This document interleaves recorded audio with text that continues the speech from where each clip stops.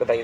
बेटा, सबसे बड़ी दिक्कत ये है कि हमने विश्वविद्यालय में मैं 2011 से कार्यरत हूँ, जब से यूनिवर्सिटी बनी है।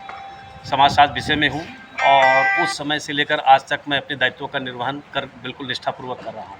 इनके द्वारा जो ड्यूटी दी गई समन्वयक के रूप में, प्रवेश प्रभारी के रूप में, एडमिशन के संदर्भ में, वो सारे दायित्वों का निर्वहन मैं कर रहा हूँ। पिछले 3 साल से मेरे कमरे में सीलन, दीमक बुरी तरीके से इतनी ज़्यादा है कि वहाँ पर एक अजीब किस्म की गैस जो है बनने लगी है और बदबूदार वातावरण बना हुआ है, जिसकी वजह से लगातार बैठने से मेरे शरीर में इचिंग होने लगी और स्वास्थ्य में सांस लेने में समस्या होने लगी।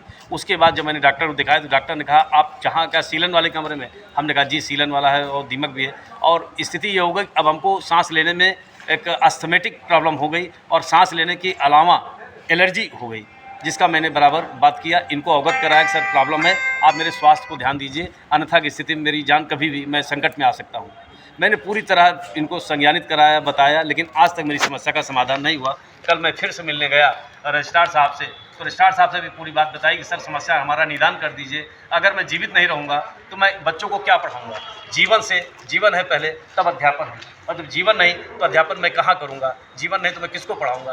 तो मुझे लगता है कि ये सुरक्षित स्थान है, अगर ये नहीं दे पा रहे हैं तो मैं यहीं बैठकर अपनी बात करूँगा और बाकी क्लास में जाकर अध्यापन कराऊँगा और विश्वविद्यालय को सहयोग प्रदान करूँगा। ये हमारा लक्ष्य है और ये हमारा पत्र है जो मैंने माननीय कुलपति जी को और रजिस्ट्रार साहब को, एआर साहब को, डीआर साहब को, डीन साहब को और सारे अधिकारियों को मैं दे चुका हूँ। इसके पहले भी कई बार दे चुका हूँ, लेकिन कहने पर यह आता फाइल चल रही है, तो फाइल ही चल रही है, लेकिन शिक्षा की समस्या का निराकरण नहीं हुआ है। आज मैं जोखिम भरी स्थिति में बैठा हूँ आपके सामने, अंत में विवश होकर मुझे यहाँ पर बैठना पड़ रहा है, क्योंकि ये कह सकता हूँ कि मेरे पास एक स्वस्थ और साफ सुथरा कमरा नहीं है। वहाँ पर बैठने से मेरे जीवन कभी भी समाप्त हो सकता है, तो जीवन जोखिम में पड़ा हुआ है। मैं सांस लेने के साथ साथ मेरी सांस फूल रही है, मैं किससे कहने जाऊँ इस पर?